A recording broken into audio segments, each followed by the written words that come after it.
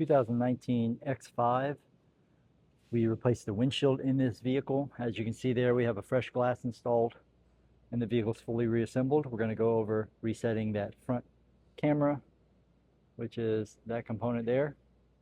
We are going to be using our Topdon One, so I apologize for any shop noise as we are in a live shop here. I'm going to go to Diagnostics and BMW. As you can see, from 14 volts, we do have a power supply connected. That is essential anytime you're carrying out any type of service functions, as the battery can be drawn low quite quickly. We're going to go ahead and go to service.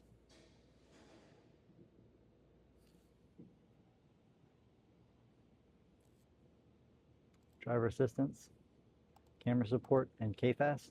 That is that front camera. I'm going to go ahead and pause it here so that you don't have to sit through this vehicle scan. I'll pick it back up when we're done. That took about 90 seconds to complete. It's going to ask, calibration is reset. We're going to hit yes. Has the windshield been replaced? Yes. Anytime you replace the windshield or remove it and reinstall it, you got to reset this calibration.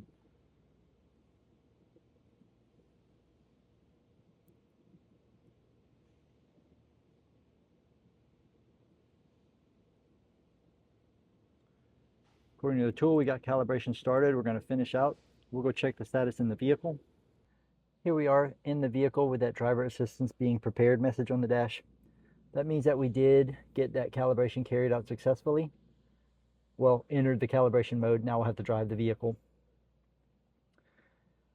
It's a very important step anytime you remove or replace the windshield to reset that camera system, as it is a safety system of the vehicle. Please like and subscribe for more content, and thanks again.